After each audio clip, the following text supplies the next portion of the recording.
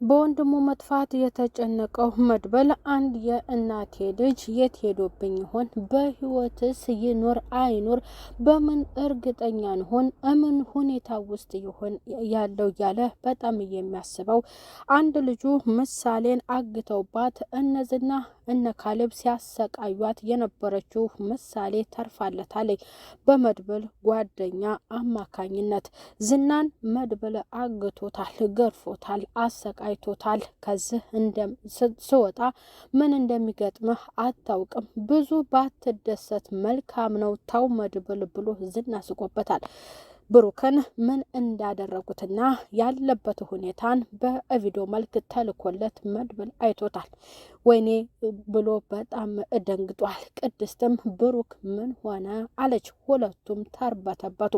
ሰላም ጤና ይስጥልኝ ውድ የተከበራችሁ የዚህ ዩቲዩብ ቻናል ተከታይ ሆናችሁ ቤተሰብ በሙሉ በያላችሁበት ሰላማችሁ ብዛ። ለቻናሉ አዲስ የሆናችሁ ሰብስክራይብ በማድረግ ቪዲዮውን ላይክና ሼር እያደረጋችሁ እስከ መጨረሻው እንድትከታተሉት እላለሁ። ምሳሌ ድራማ ክፍል 96 ብሩክ ያለበት ሁኔታ ታውቋል። በተኛበት እንዲሁም ከሰራተኛዋ ከቅድስት ጋር ጥሩ ጊዜና እሷን እንዲያመሰገናት እንደገና እሷም ደግሞ እሱ የተኛ ብላ በሁለቱም በተኙበት ሰዓት እሱም በክላሱ እሷም በክላሷ ሁለቱ እንቅልፍ በወሰዳቸው ሰዓት ገብተው የልባቸውን አድርሰዋል። ብሩክ መኝታ ክላስ ገብተው ለብሩክ እንግዲህ እሱን የሚያደነዝዘው ሰጥተውት መርፌ ወቅተውት ይዘውት ሄዷል።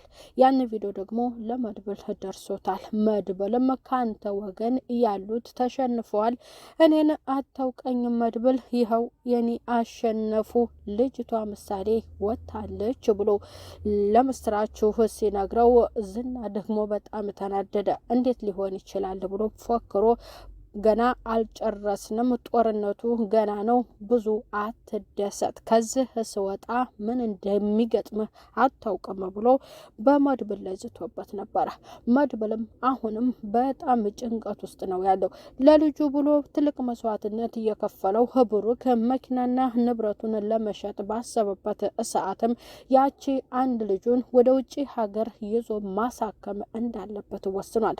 እሷ ካለች ነው እኔ መኖር ያለብኝ፣ እሷ ከሌለች የኔ መኖር ከንቱ ነው ብሎ የቆረጠው ብሩክም ያንን እንዲያደርግ ደግሞ ያደረጉት ወደ ሌላ ሀገር እንዲወስድላቸውና ይዞላቸው እንዲሄድ ያዘዙት ትዕዛዝ ነበረ። እሱ ደግሞ ይህንን የመሰለ ነገር ወደ ሌላ ሀገር ይዤ አልሄድም ብሎ ያንን እንደ ሱስና አደንዛዥ ነገሩን ዝባላ መጠራቀም ጋርቤጅ ውስጥ አስቀምጦላቸው ነበር። ያንን እያስታወሰ ከካሌብ ጎን የሆኑት ለሱ ጥያቄ የጠየቁት ያንተ መኖር ደግሞ የኔ መኖር ልጄ ስትኖርልኝ ነው እኔ መኖር፣ ከዛ እሷ ከሌለች የኔ መኖር ከንቱ ነው ብሎ ያደረገውን ጊዜም አቅርበውታል እንደ አዲስ። ዳጣ በጣም ደንግጣለች። የዝናን መፈታት ስትሰማ በቃ ገደለኝ፣ እሞታለሁ፣ አይደለም ደብድቦኝ ገና በአካል ሳየው ነው የምፈራው ያለች የተርበተበተችው እሷም በጣም ደንግጣለች። አወድ ተለቁ እንግዲህ ምን አማራጭ አለ? አይዞሽ አላት ሞገስ። እንዴት ሊሆን ግን ቻለ?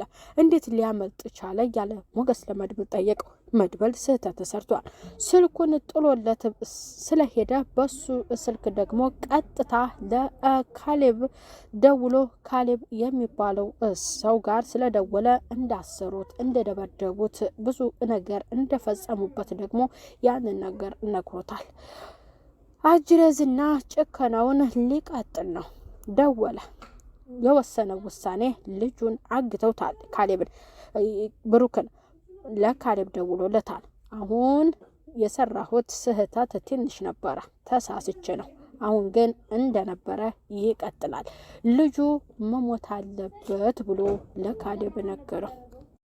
ሉላ ጋር ሄደው ሞገስም እንደገና የዝና መፈታትን ሲነግራት እሷም እንደምትፈራና ሌላ እንደገና ሲቃይ በባለቤቷ ላይ ስጋት እንደሚሆንባት አስባለች። የዳጣን መፍራትም ሲነግራት ወደዚህ ትንጣ ብላ ነገረችው።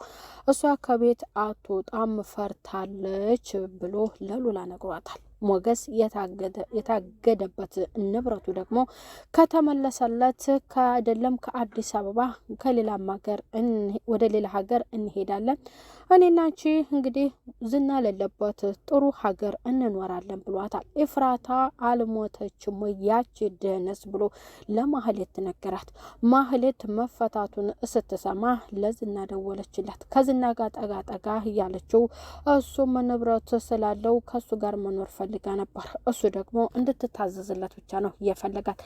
አሁን እሱ ወጥቷል። እኔና ካሌብ ተጋብተን አለማችንን እንቀጫለን እያለች ለኤፍራታ ነገረቻት። አንቺ እኮ ህይወትሽ የተበላሸው ከብሩክ ጋር ከተለያየሽ በኋላ ነው አለቻት። አሁን ብሩክ በህይወት አለ ወይንስ የለም? እውነቱን እንድትነግሪኝ እፈልጋለሁ ብትላትም ልትነግራት ፈቃደኛም አይደለችም። ስለሱ መሞት እኔ የማስብና የምጨነቅ መሰልኩሽ ወይ የራሱ ጉዳይ ብላ ጓደኛው ለኤፍራታ ነግራታለች።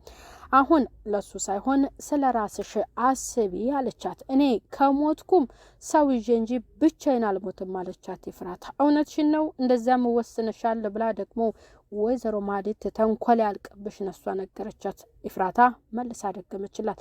አንቺ ከረፈፍ ምን ልትሰሪ ነው የደወልሽው? ያቺ ኤፍራታ አልሞተችም። በይ አሁን ሳጥን አዘጋጅተሽ ጠብቂኝ አላት። ያችን ኤፍራታን ገሉ ሊከትበት። ያቺ ኤፍራታ ደግሞ ከሞትኩም እሞታታለሁ ብቻዬን አልሞትም ብላ መልሳላታለች። ማድብለም ከቅድስት ጋር በተቀመጠበት ሰዓትም ቅድስት በመጨረሻም በስልኩ በገባለት ቪዲዮ በጣም ደንግጧል። ቅድስትም ምንድነው ብሩክ ምን ሆነ እያለች በጣም ደንግጣለች ማለት ነው። በቀጣዩ ክፍል እውነት ብሩክን ይገሉት ይሆን ወይንስ ይደርስለት ይሆን የሚለውን በቀጣዩ ክፍል ላይ የምናይ ይሆናል። ቤተሰብ ያላችሁበት ሰላም ቆዩልኝ። ባይ ባይ። በመጨረሻም በስልኩ